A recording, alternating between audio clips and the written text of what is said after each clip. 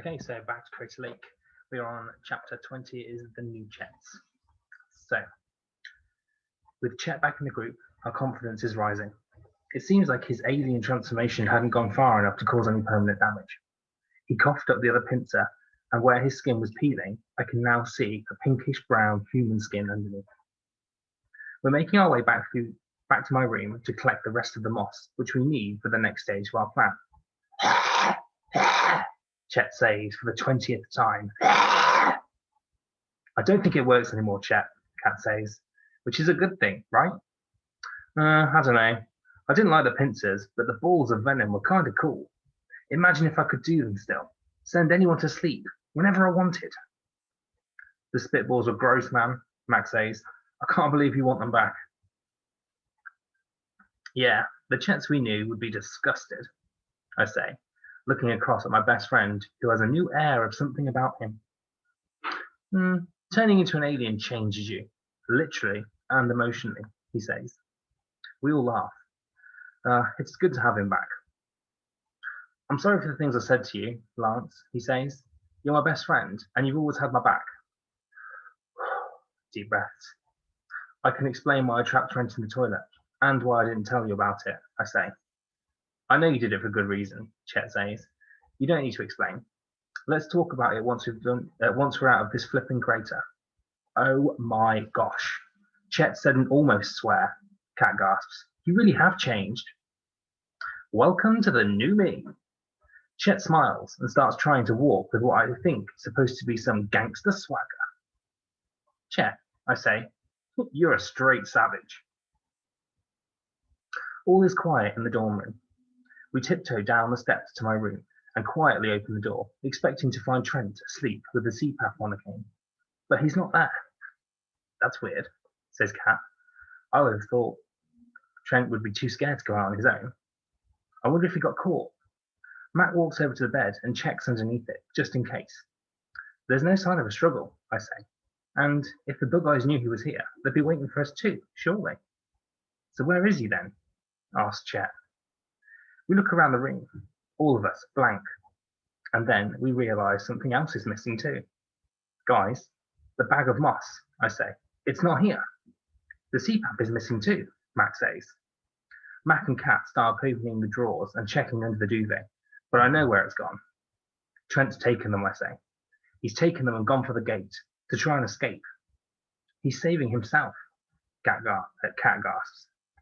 Of course he is, says Mac. Why the heck did we trust him in the first place? This is bad, really bad. We can't run the plan without the tardigrades. Can we get some more? Chet asks. We took all of it, Kat says. There was nothing left at the gate, and the rest got dug up when they made the ditch.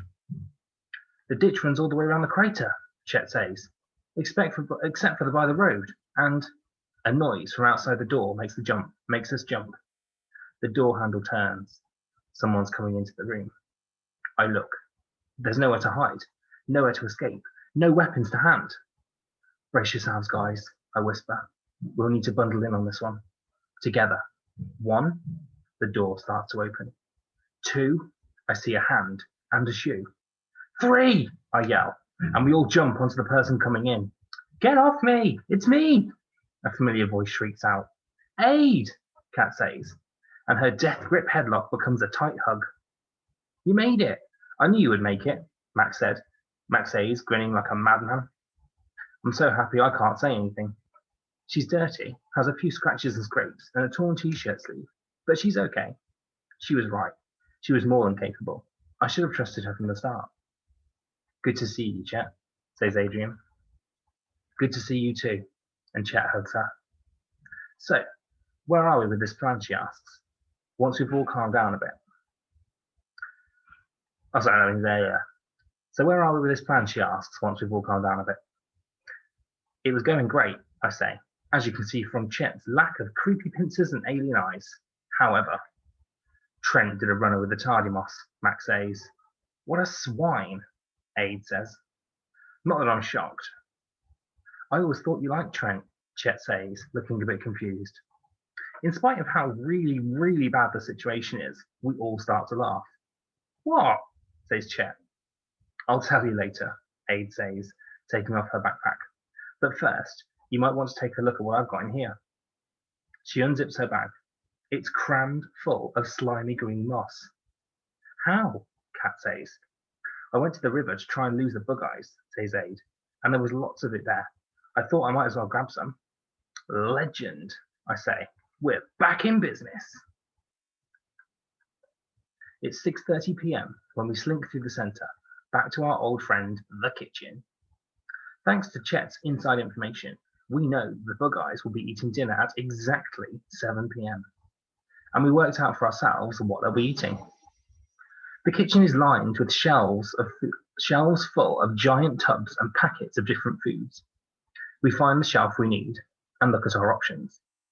They've already had tomato soup and chicken leek and potato, I say. They'll want something different to keep a balanced nutritional content, says Chet. So there's lentil, chunky mushroom, or farmhouse vegetable. We'll be able to disguise the moss best in farmhouse vegetable, I say. Look at all those lumps of green in there. There's no way they'll notice the handfuls of moss. Good call, says Mac. And he starts pushing all the other flavours of soup to the higher shelves, while the rest of us open the tubs of farmhouse vegetable and crumble in the moss.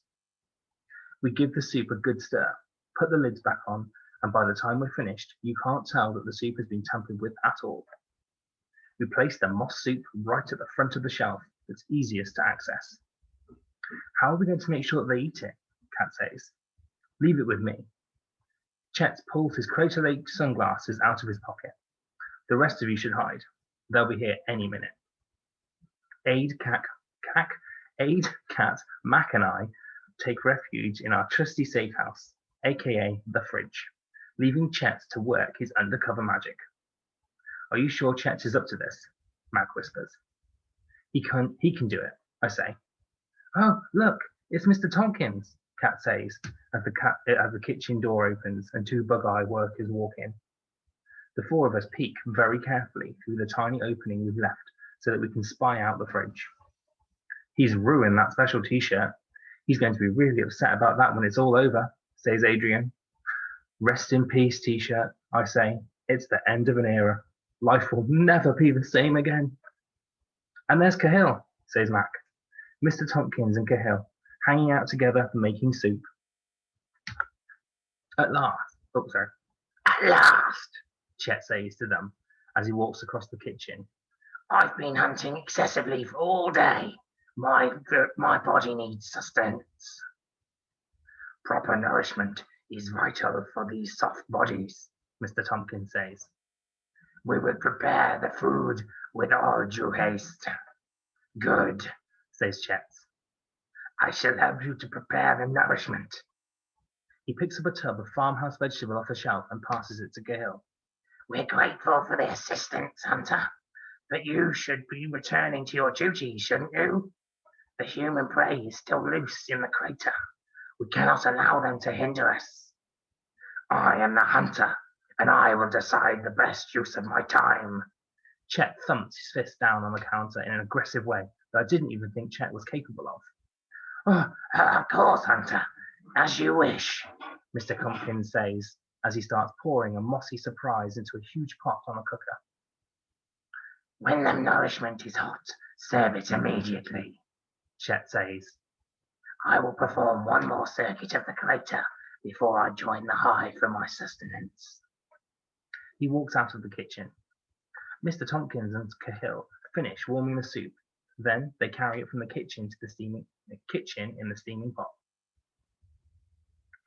You don't think the water bears have been cooked to death, do you?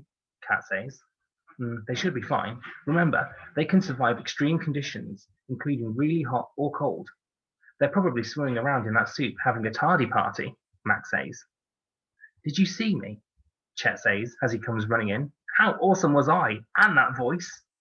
You were so convincing, says Adrian.